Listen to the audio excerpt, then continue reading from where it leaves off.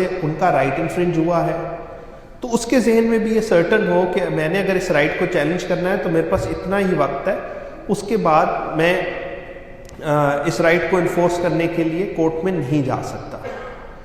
تو آپس کے جو معاہدے ہیں، ٹرانزیکشنز ہیں، ان میں سرٹنٹی لانے کے لیے یہ لا آف لمیٹیشن بہت ضروری ہے، تاکہ سارا وقت لوگ ایک دوسرے کے خلاف جو ہے بہت سالوں بعد اٹھ کے ایکشنز کورٹ میں نہ لے کے آئیں.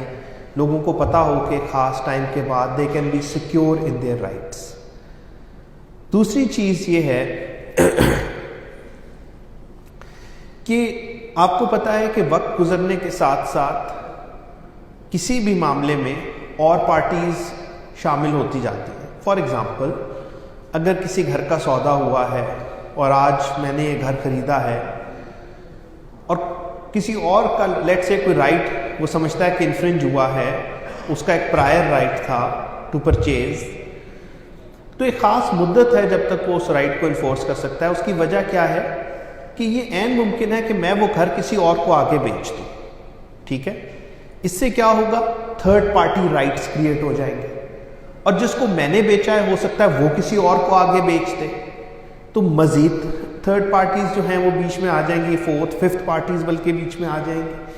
سو in order to make sure that you are not creating a situation where multiple parties are affected,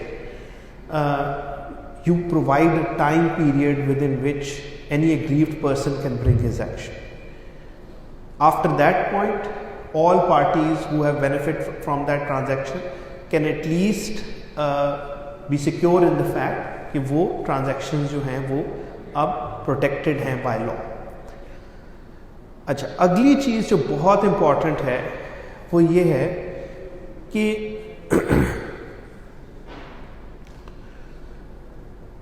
کسی بھی ایکشن، کسی بھی سوٹ کے لیے جو آپ کورٹ میں لے کر آتے ہیں، اس کو اس کے اندر سکسیسفل ہونے کے لیے، اپنے کیس کو ثابت کرنے کے لیے آپ کو کیا چیز ریکوائرڈ ہوتی ہے؟ ایویڈنس. ٹھیک ہے، you know that